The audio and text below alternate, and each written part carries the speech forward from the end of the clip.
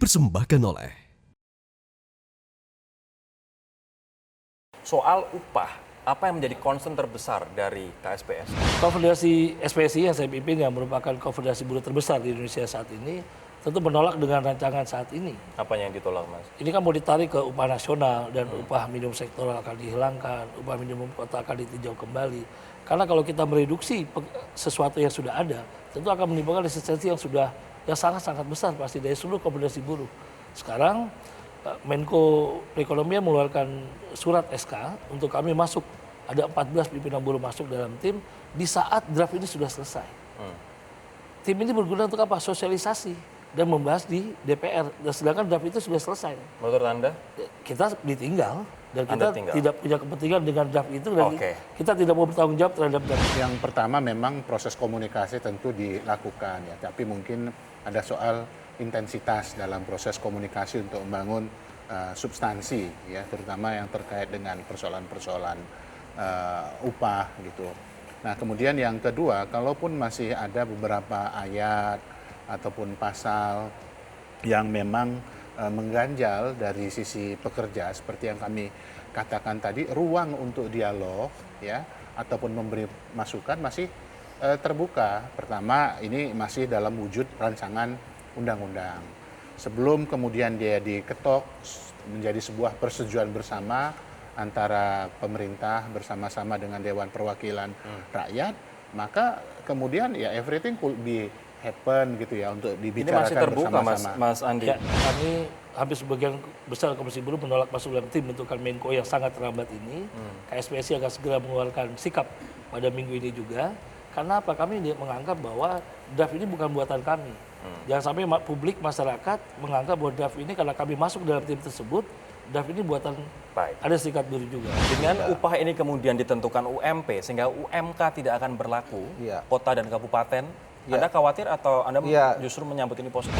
Memang problemnya bagi pengusaha ketika upah ini terjadi variasi yang begitu banyak, itu akan sulit. Tetapi ketika upah katakanlah provinsi lebih rendah daripada upah kabupaten kota, itu menjadi tidak fair gitu. Ini yang menurut saya harus diselesaikan bagaimana titik tengahnya. Tentu ini harus bertahap dan ini contohnya di Jawa Barat. Iya, saya kira di Jawa Barat contoh sangat kentara begitu jauhnya antara upah kabupaten kota di sekeliling Jabodetabek yang sudah tinggi dengan upah provinsi. Ini juga dikhawatirkan oleh buruh, khususnya di Jawa Barat, Mas. Di Jawa Barat ini kan Karawang sekarang tertinggi, tetapi memang ada daerah yang memang masih di angka 2 jutaan.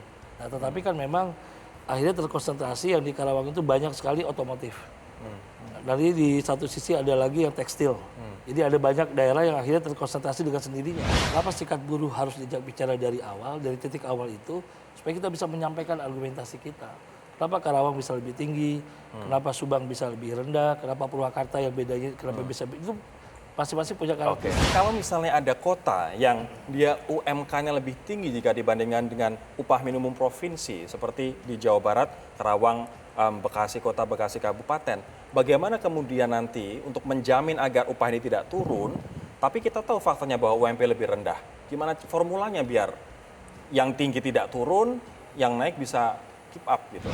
Yang penting prinsip dulu, prinsipnya bahwa dalam konteks dengan adanya Omnibus Law ini, upah yang diterima pada saat ini tidak ada penurunan. Itu dulu ya, jadi diharapkan tetap. Kemudian diadakan proses kalibrasi, sehingga kemudian nanti pasti akan memberikan pengaruh terhadap upah selanjutnya. Mungkin tidak daerah yang sudah lebih tinggi upah minimumnya, kemudian disamakan dengan provinsi, tidak terjadi penurunan gaji di daerah yang sudah tinggi ini? Saya kira itu sangat tidak mungkin ya. Sangat tidak mungkin kalau upah yang sudah tinggi itu diturunkan. Tentu saja pengaruhnya bisa terjadi gejolak Menurut sosial. Anda pemerintah sudah come up dengan formula atau belum? Saya kira belum, dan karena itu kan memang di dalam undang-undang itu akan diturunkan menjadi peraturan pemerintah. Nah, ini menurut saya yang harus diperjelas sebelum undang-undang ini disahkan. Karena kalau tanpa ada katakanlah beberapa skenario perhitungan tadi sampaikan Pak Staf Khusus, Pak Arief Budimantah, maka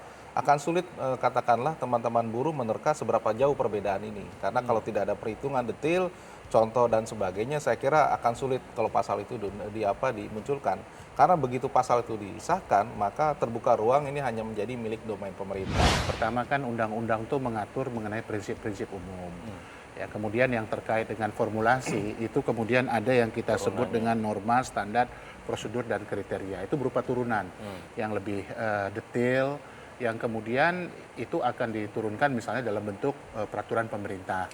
Nah, peraturan pemerintah ini tentunya subject to discuss lagi nanti untuk dilakukan antara pekerja dengan dunia usaha. Ini juga penting ya, dunia usaha juga kita penting dengarkan juga. Karena tanpa dunia usaha kan pekerja itu tidak ada. Jadi ini semuanya saling mendukung satu sama lain.